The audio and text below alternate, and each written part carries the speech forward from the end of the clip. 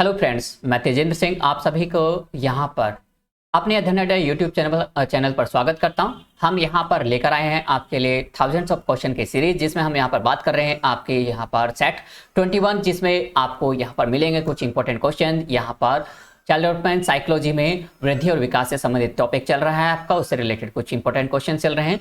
और यदि आप चैनल पे यहाँ पे नए हैं तो यहाँ पे चैनल को सब्सक्राइब कर लीजिए ताकि आने वाली वीडियोस के नोटिफिकेशन आपको मिल सके। लाइक और शेयर करना बिल्कुल मत भूलिएगा। तो चलिए शुरू करते हैं। यहाँ पर क्वेश्चन नंबर 1 से शुरू करते हैं। यहाँ पर आप जवाब देंगे और आप अपना कमेंट्स करके भी बता सकते हैं, अपनी कॉपी में भी लिख सकते हैं। यदि आपको लगता है कि यहाँ पर कमेंट्स नहीं देना चाहिए तो आप उसको यहाँ पर कॉपी में लिख लीजिए, हमें कोई नहीं। बस आपने तैयारी करते रहिए ताकि हम आपको यहाँ पर आपके गोल में अचीव करा सकें, आपकी सफलता को यहाँ पर आपके पास लाया जा सके। क्वेश्चन नंबर 1, बालक में तर्क और समस्या समाधान की शक्ति का विकास कब होता है? जब बच्चा यहाँ पर बालक में जो तर्क क्षमता होती है, एनालिसिस करना और प्रॉब्लम सॉल्विंग की क्षमता यहाँ पर बच्चे में उस तरह की शक्ति कब यहाँ पर जन्म लेती है। तो यहाँ पर आप बताएंगे बालक में तर्क क्षमता का विकास कब होता है? 11वें वर्ष में। वेरी इंपॉर्टेंट क्वेश्चन है, बहुत बार क्वेश्चन रिपीट हुआ है। ये आपका टीचर एलिजिबिलिटी टेस्ट में तो आते ही आते हैं, ये आपके शिक्षक भर्ती DSSB में भी क्वेश्चन पूछा गया। 12वें वर्ष में या 10वें वर्ष में आप बताएंगे यहाँ पर तर्क शक्ति, तर्क किसका? तर्क और समस्या समाधान, समस्या समाधान की शक्ति, समाधान की शक्ति का विकास किस वर्ष होता है? बात करें तो यहाँ पर 11वें वर्ष में, 9वें वर्ष में, 12वें वर्ष में या 10वें वर्ष में? 10वें वर्ष में बिल्कुल नहीं, 12वें वर्ष में भी नहीं, 9वें वर्ष में भी नहीं, बल्कि 11वें, ओके यहाँ पर सॉरी, ये होगा 11वें नहीं बल्कि 12वें वर्ष में होगा। किसमें होगा? इसका ऑप्शन 3 एकदम करेक्ट हो जाएगा। 12वें वर्ष में। किसमें? 12वें वर्ष में, है ना। तो 12वें वर्ष में बच्चा यहाँ पर तर्क शक्ति और समस्या समाधान का शक्ति का विकास कर लेता है। विकास परिवर्तन श्रृंखला की वह अवस्था जिसमें बच्चा भ्रूणावस्था से प्रौढ़ावस्था गुजरता है। ये बात किसने? सभी जानते हैं, जो विकास होते हैं भ्रूणावस्था से होते हैं और प्रौढ़ावस्था तक चलता रहता है। मतलब भ्रूणावस्था ये उस अवस्था को कहते हैं जब बच्चा अपनी माँ के गर्भ में, ठीक है, आता है और वहाँ पे एक पिन के समान, एक डॉट के समान होते हैं। और इस तरीके से प्रौढ़ावस्था जब तक वो बूढ़ा नहीं होता विकास चलता रहता है। तो ये प्रक्रिया किसके द्वारा की गई? ये लाइन किसके द्वारा की गई है? कोल द्वारा, ब्रिजिस द्वारा या स्पीज या मुनरो द्वारा? यहाँ पर विकास परिवर्तन श्रृंखला की अवस्था है। क्या है? परिवर्तन श्रृंखला को याद रखिए। परिवर्तन श्रृंखला के रूप में विकास के बारे में भ्रूणावस्था और प्रौढ़ावस्था तक गुजरता है। तो ये किसने कहा? मुनरो ने कहा। किसने? मुनरो ने कहा है। क्वेश्चन नंबर 3, किशोरावस्था में हड्डियों में अधिक वृद्धि होती है। किशोरावस्था की बात करें, किसकी? एडोलसेंस की बात करें, हड्डियों में सबसे अधिक वृद्धि कब होती है? भुजा और टांगों की, केवल कुल्हों की, चेहरे की हड्डियां या चेहरे और भुजा और टांगों की हड्डियों की तरफ? तो यहाँ पर भुजा और टांगों की, केवल कुल्हों की, या चेहरे और हड्डियों की, या चेहरे और भुजा और टांगों की? देखिए यहाँ पर किशोर अवस्था में जो सबसे ज्यादा जो होते हैं वो केवल भुजाओं और टांगों के होते हैं। मतलब आपके हाथ और पैर का विकास सबसे ज्यादा डेवलपमेंट होता है जो किशोर अवस्था में हड्डियों का होता है ना। चलिए क्वेश्चन नंबर 4, सामाजिक अभिवृद्धि और विकास से हमारा तात्पर्य है। सामाजिक अभिवृद्धि विकास से हमारा तात्पर्य स्वयं अन्य लोगों के साथ अनुकूल व्यवहार करने की योग्यता है। निम्न में से कथन किसने दिया है? विलियम जोन्स, सोरेनसन या गैसेल या प्याजे? आप यहाँ पर जवाब दे सकते हैं किसके द्वारा ये कहा गया। सामाजिक अभिवृद्धि तथा विकास से हमारा तात्पर्य उन लोगों के साथ अनुकूल व्यवहार करने की योग्यता है। ये कथन किस द्वारा, किन के द्वारा प्रयोग किया गया? सामाजिक अभिवृद्धि मतलब जो समाज में अभिवृद्धि होता है, विकास से हमारा तात्पर्य अनुकूलन व्यवहार। अनुकूलन व्यवहार के बारे में सबसे ज्यादा जो याद रखा है अनुकूलन व्यवहार के बारे में, याद रखिएगा, विलियम जोन्स ने नहीं, सोरेनसन ने भी नहीं कहा, गैसेल ने भी नहीं कहा, बल्कि प्याजे ने कहा। क्या कहा उन्होंने? सामाजिक अभिवृद्धि और विकास से हमारा तात्पर्य स्वयं अन्य लोगों के साथ अनुकूलन व्यवहार करने से योग्यता है। क्या है? अनुकूलन, है ना। अनुकूलन के बारे में यहाँ पर किसने कहा है? जीन प्याजे ने कहा है, याद रखेंगे। क्वेश्चन नंबर 5, किशोरावस्था के लिए त्वरित विकास का सिद्धांत किसने दिया? यहाँ पर त्वरित विकास का सिद्धांत किसने दिया? तो यहाँ पर याद रखेंगे त्वरित विकास। और किसमें? किशोरावस्था। विकास का सिद्धांत किशोरावस्था के लिए किसने दिया? ये सिद्धांत किशोरावस्था के लिए किसने दिया? तो जल्दी से जल्दी बताइए, किंग, स्टैनले हॉल या थॉर्नडाइक या हॉलिंगवर्थ? तो आप बताएंगे सबसे जल्दी यहाँ पर आपका जवाब यहाँ पर होगा किशोरावस्था त्वरित सिद्धांत होता है। त्वरित विकास का सिद्धांत होता है। किशोर अवस्था के बारे में सबसे ज्यादा जो यहाँ पर बताया भूचाल या तूफान का काल, वो स्टैनले हॉल थे। कौन थे? स्टैनले हॉल ने इस बारे में कहा है, किशोर अवस्था के बारे में स्टैनले हॉल ने। तो इन्होंने ही कहा है त्वरित विकास का सिद्धांत। किसने दिया? स्टैनले हॉल ने दिया। स्टैनले हॉल ने, स्टैनली हॉल या स्टैनले हॉल, जो भी आप पढ़ते हैं, देखना चाहें जवाब समझ सकते हैं। क्वेश्चन नंबर 6, विद्यालय को लघु समाज की संज्ञा किसने दी? लघु समाज है ना। विद्यालय को हमने यहाँ पर बहुत बार पढ़ा है कि विद्यालय हमारा क्या होता है? विद्यालय एक लघु समाज होता है। ये तो हम लोग सुनते आए हैं, आपने बीएड और पीटी से भी पढ़ा होगा, आप अपनी दूसरी किताबों में पढ़ते हैं। क्या आपको याद है? यदि आपको याद है तो बताएंगे मुझे यहाँ पर कमेंट्स करके, ऑप्शन में जल्दी से जल्दी बताइए। प्याजे, सोरेनसन, जॉन डेवी या किलपैट्रिक? तो प्याजे ने कहा, बिल्कुल नहीं कहा। सोरेनसन ने भी कहा, नहीं कहा। किलपैट्रिक ने कहा, नहीं कहा, बल्कि जॉन डेवी ने कहा। किसने कहा है? जॉन डेवी ने कहा है। जॉन डेवी ने क्या कहा है यहाँ पर? जॉन डेवी ने कहा है कि विद्यालय क्या है? विद्यालय लघु समाज होता है। क्या होता है? एक लघु समाज होता है। मतलब जब समाज में आने से पूर्व विद्यालय में सारी चीजें, सारी एक्टिविटी सीख लेता है बच्चा, तो इस प्रकार से उन्होंने जॉन डेवी ने इस संज्ञा बताया। किशोर के विरोधी व्यवहार का कारण होता है। किशोर अक्सर विरोधी व्यवहार करने लगते हैं, तो ऐसा कारण क्या होता है? संवेगों में परिवर्तनशील, क्रोध होना, या पारिवारिक जीवन कष्ट में होना, या शारीरिक परिवर्तन। जो किशोर का विरोधी व्यवहार, वो विरोधी व्यवहार क्यों करते हैं? किसी के साथ उनका आपसी विरोधाभास देखने को क्यों मिलता है? आपसी जो उनके सही बुरे का व्यवहार को वो करने लगते हैं, किसी के साथ लड़ाई झगड़ा करने लगते हैं, तो ऐसा क्यों होता है उनका? शारीरिक परिवर्तन होता है? बिल्कुल नहीं होता। क्रोध के कारण नहीं होता है, बल्कि पारिवारिक जीवन कष्ट में होना नहीं, बल्कि उनका क्या होता है? संवेगों में परिवर्तन। जब किशोर के संवेगों में परिवर्तन आता है तो क्या होता है? संवेगों में परिवर्तन होने की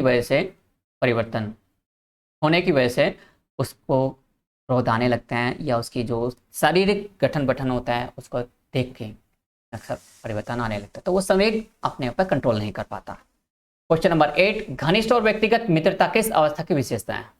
यहाँ पर घनिष्ठ और व्यक्तिगत मित्रता, यानी कि आप गहरे मित्र बनाने लगते हैं, पर्सनली इंडिविजुअली मित्र बनाने लगते हैं, लड़का लड़की की तरफ आकर्षित होने लगते हैं, तो ये बाल्यावस्था, प्रौढ़ावस्था, या उत्तर किशोर अवस्था, या प्रारंभिक किशोर अवस्था? देखिए, अवस्था की बात करें, हमें पता चल गया कि यहाँ पर बाल्यावस्था प्रौढ़ावस्था में तो है नहीं, है ना। लेकिन अब बात करते हैं किशोर अवस्था। किशोर अवस्था के 2 स्टेज दिए इन्होंने, इसमें उत्तर किशोर अवस्था और आपकी प्रारंभिक किशोर अवस्था। तो यहाँ से हमें पूछना है, यहाँ पे हमें फाइंड करना है, अब इसमें से दोनों में से क्या होगा। अक्सर यहाँ पर कंफ्यूज हो जाते हैं, तो बच्चे यहाँ पर प्रारंभिक किशोर अवस्था लगा देते हैं, जबकि ये गलत है। तो इसमें क्या होगा? उत्तर किशोर अवस्था होती है, जो यहाँ पर किसी बालक के द्वारा घनिष्ठ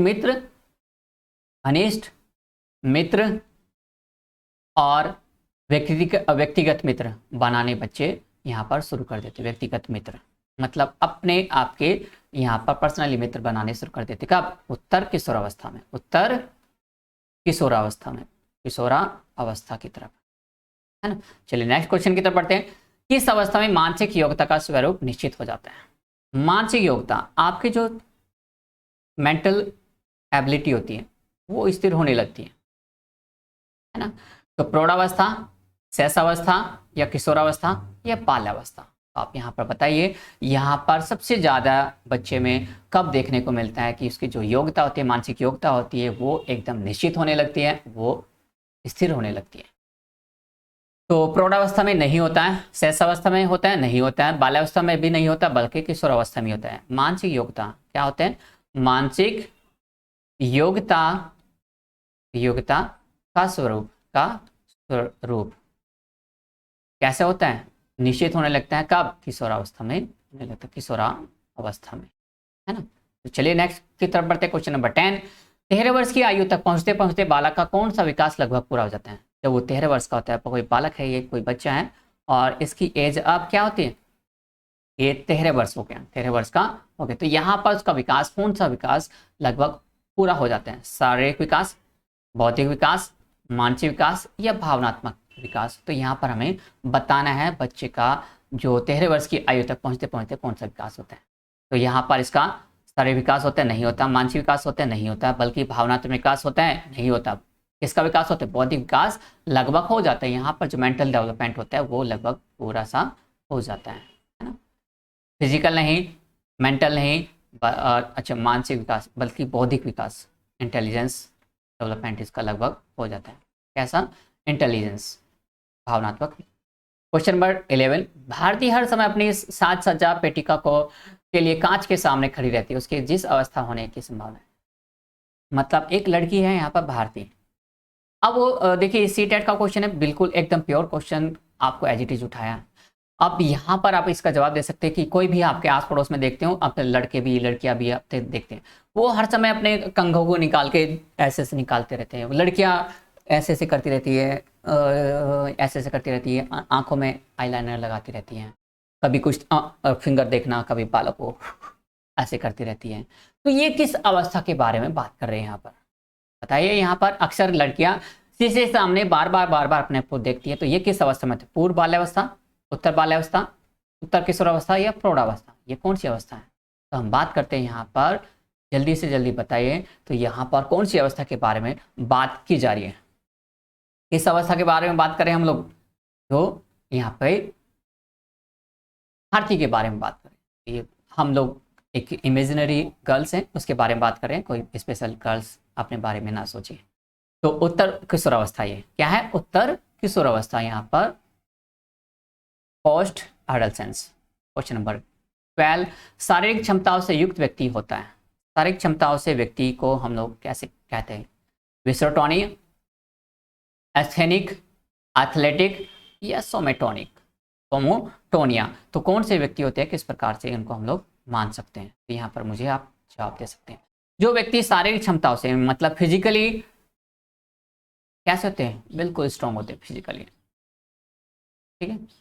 फिजिकली स्ट्रांग जो माने जाते हैं वो कौन होते हैं? वो एथलीट होते हैं। कौन होते हैं? एथलीट। क्वेश्चन नंबर 13, किस वर्ग को टोली की आयु कहा जाता है? टोली, ये क्वेश्चन तो आपका आया था, किसमें आया था? टोली का वर्ग क्वेश्चन कई बार रिपीट हुआ है। तो इसे 1 वर्ष से लेकर 5 वर्ष या 12 वर्ष से 15 वर्ष या 17 से 19 वर्ष या 6 से 10 वर्ष। बच्चे टोली में रहना पसंद करते हैं, बच्चे यहाँ पर टोलियों में घूमना पसंद करते हैं, टोलियों के साथ काम करना पसंद करते हैं। तो टोली की आयु का कब होती है? टोली की आयु हमारी बाल्यावस्था होती है। अब देखिए इसमें बाल्यावस्था में यहाँ पर बाल्यावस्था, तो बाल्यावस्था का टाइम पीरियड देखिए, बाल्यावस्था 1 से 5 नहीं, 12 से 15 नहीं, 17 से 19 नहीं, बल्कि 6 से 10 वर्ष होते हैं। बाल्यावस्था कब होते हैं? यहाँ पर चाइल्डनेस हम लोग 6 से 10 वर्ष मान सकते हैं। इसमें प्री और पोस्ट दो रूपों में इसको मानते हैं। संवेग शब्द का शाब्दिक अर्थ होता है, संवेग का सही इमोशंस का शाब्दिक अर्थ, इसका अर्थ क्या मानते हैं? स्नेह तथा प्रेम, क्रोध तथा भय, प्रेम तथा भय, उत्तेजना तथा भाव में उथल पुथल। यहाँ पर हम लोग संवेग के रूप में बात करते हैं। किसके बारे में? संवेगों के बारे में बात करते हैं। संवेग क्या है? संवेग स्नेह और प्रेम है, ये बात सही है, लेकिन शाब्दिक अर्थ नहीं है इसका। क्रोध और प्रेम ये भी है, लेकिन प्रेम और भय ये भी है, लेकिन इसमें हम लोग शाब्दिक अर्थ नहीं ढूंढते। किसमें ढूंढते? उत्तेजना तथा भाव में उथल पुथल। जब आपके यहाँ पर इमोशंस में क्या होता है? हिचकोले लेने लगते हैं, क्या करूँ क्या ना करूँ, क्या सही है क्या गलत है, आप सही बुरे के बारे में सोचने लगते हैं, तो ये उत्तेजना या भाव में उथल पुथल कहलाता है ना। तो 14 का 4 हो जाएगा। यहाँ पर नेक्स्ट क्वेश्चन आपका ये 15 है आपका, गलती से आपके 2 बार रिपीट हो गया। महिलाओं के जननकोष में अर्थात अंडाणु ओवम में निम्नलिखित में से पाया जाता है। तो यहाँ पर बहुत इजी सा क्वेश्चन है, इसे आप बता सकते हैं, बहुत अच्छा क्वेश्चन है, कई बार पूछा गया है साइंस में। केवल y गुणसूत्र या केवल x गुणसूत्र या x और y दोनों गुणसूत्र या कोई नहीं? ये हम बात करें यहाँ पर जो यहाँ पर गुणसूत्रों की बात करें, किसके गुणसूत्रों की? तो यहाँ पर गुणसूत्र यदि देखें x और y XX गुणसूत्र होते हैं। जो पुरुष होते हैं, पुरुष में यहाँ पर मेल में होते हैं x और y, और जो फीमेल में होते हैं यहाँ पर x और x गुणसूत्र यहाँ पर पाए जाते हैं, है ना। तो यहाँ पर बात करते हैं केवल x गुणसूत्र। तो अब यहाँ पर आपको पता चल गया होगा, जो महिलाएं हैं फीमेल्स हैं उनमें किसमें कौन से गुणसूत्र होते हैं? केवल x गुणसूत्र पाए जाते हैं, है ना। तो इस तरीके से मैंने आपको 15 क्वेश्चनों का यहाँ पर आपको पूरा स्ट्रक्चर करा दिया है। अब यहाँ पर आप बता सकते हैं मुझे 15 क्वेश्चन में से कितने क्वेश्चन आपके सही हुए हैं, कितने क्वेश्चन आपके यहाँ पर और सही हो सकते थे। इसी तरीके से आप हमारे यहाँ पर जुड़े रह सकते हैं। आप कहीं भी जाइए, किसी भी चैनल पे जाइए, लेकिन लगातार वहाँ पर फिक्स रहिए ताकि आपको कुछ नया मिलता रहे कंटिन्यूस, क्योंकि एक यूट्यूब एक, या फिर आपका जितने भी चैनल्स आप देख रहे हो, एक समुद्र की तरीके से यहाँ पर बहुत, जितना डीपली जाते जाओगे उतने डूबते चले जाओगे। इसलिए आपको तैरना है और तैर कर अपनी नाव पार करनी है, न कि उसमें डूब जाना है ना।